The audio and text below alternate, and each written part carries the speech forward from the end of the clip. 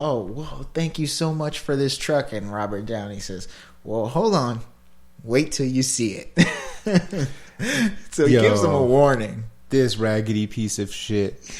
I don't know how. Are they even? No, they weren't in California. That bitch would not have passed emissions. It wouldn't have passed emissions in Texas. They got some pretty loose laws.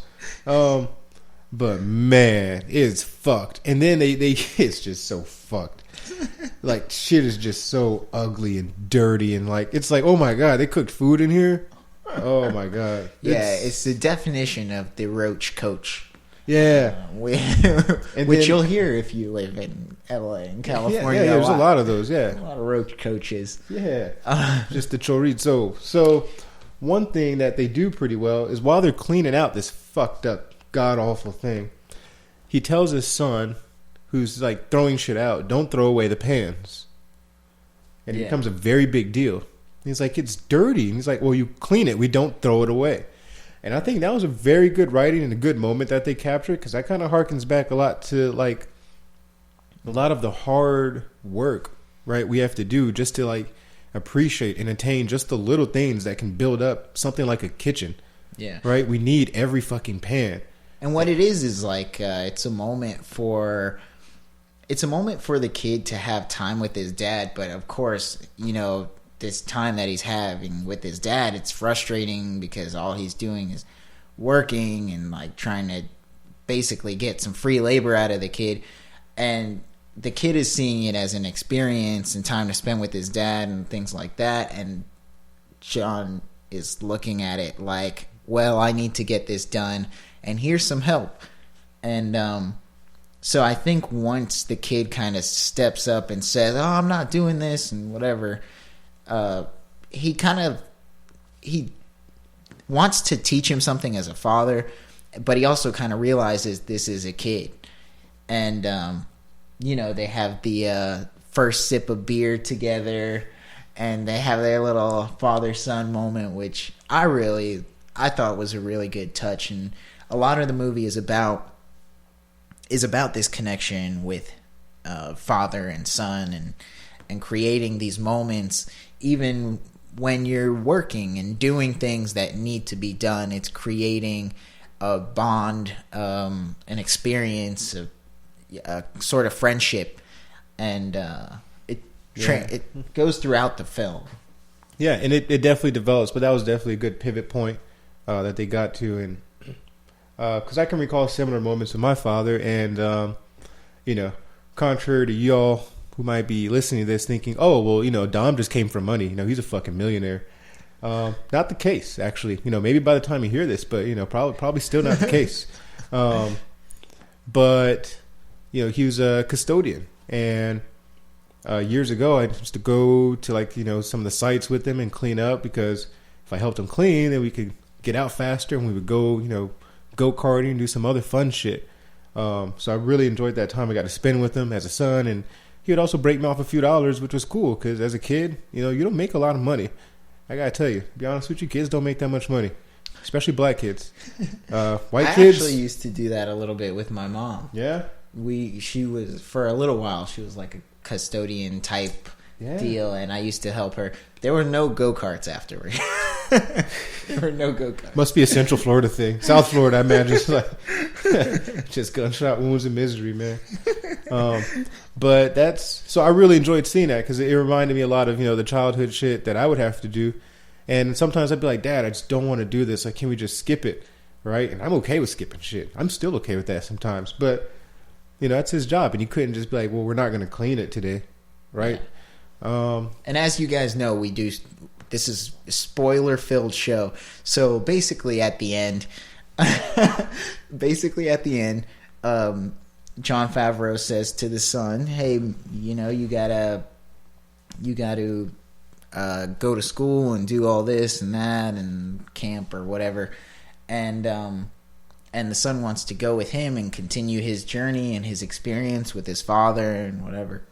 And John says to him, no, you can't do that. You can't come. We don't, you know, you need to do your things and be a kid and study and everything like that. And he sees this video that the kid made for him, which is like 1 second of every city which I think it was like more than 1 second of each city, but it basically is like a second of every city they were in, and it was kind of like a mashup of all these cities and happy times and going to New Orleans and all of this stuff, and it kind of touched him and allowed him to be a little bit more open with his kid. After all this experience, he was able to see it kind of in one fold. And I think a lot of people don't get the opportunity to kind of go back and see, oh, this is like, you know, we went through all of this, but this is the culmination of it. And they just kind of let all the moments drift away, and all of a sudden it's nothing. But, at the end of the day, if you're able to look at it and see it as something that happened and something that existed and was meaningful, I think that's really good. And a lot of people don't get that opportunity in real life. But yeah, you're right. Even in our technical age, like when you're on the journey or you're got your nose to the grindstone, it's hard to take time to go back and reflect on everything you've done to get to that point. Right, because if you're out snapping pictures, you're probably not doing your fucking job, right? Yeah. That's usually somebody else's job. But seeing that, we know, was definitely impactful for him, and it was pretty cool. It was pretty cool. And again, I'm not like much. I don't do like food porns and shit like that. I'm not a fat motherfucker. It's not yet. Hey, no offense to fat people. No, hell no, not like that. I'm just saying, if you can ask me to fucking improv on a mic, I'm gonna, But I'm just, anyways, to be more politically correct, shout out Yelp Atlanta, right? But it was that kind of like foodie film, and I'm just not that kind of person. Like, I just don't masturbate to the Food Network. But if you do, you'll definitely love this, right? There's some great like, I like the Food Network, and I like Travel Channel. I used to watch Travel Channel all the time. Travel Channel. But can't afford to go those places. Right. Me either. I used to watch Great Hotels with Samantha Brown. Shout out Samantha Brown. Shout outs to everybody. Anthony Bourdain. Hey, shout out to everybody ever. What's up? What's up? What's up? But no. But for real, I like. There's some really good looking food in here, and they film it really well. I don't know who the DP of this film is, but they did a really good job, just like getting that like real commercial food. Capturing that, like the kitchen, what do you call it, culinary kitchen life and things that like Olive Garden look. Kramer Morgenthau.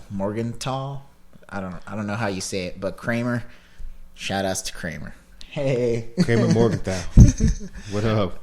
Was there anything else you wanted? I thought the ending, spoiler alert, pretty dope. He ends up getting his own restaurant, right? Just doing shit his way. Invites that same asshole critic back out. No. He funded the rest. My bad. He invested in that motherfucker. I'm getting the facts mixed up because, like, when you see it, it's like, oh, so fucking like heart wrenching and tear jerking. Yeah. It all worked out for him. You feel so happy because, like, he got to smash Sophia, Scarlett Johansson, got the kid, got a free video, and got all kinds of work. I don't think he ever smashed Scarlett Johansson. Okay, maybe he did. And then, you ain't gonna feed her food like that wearing no pants and not fucking, you know what I'm saying? Job or no job. True. I'm stamping that time card. I'd risk my job for that. Sure, many of men have. Okay, well, but my job isn't like his job. But I would immediately. I would risk my job for like. I'll get fired from a restaurant for it. I'm not even gonna say what I risk my job for.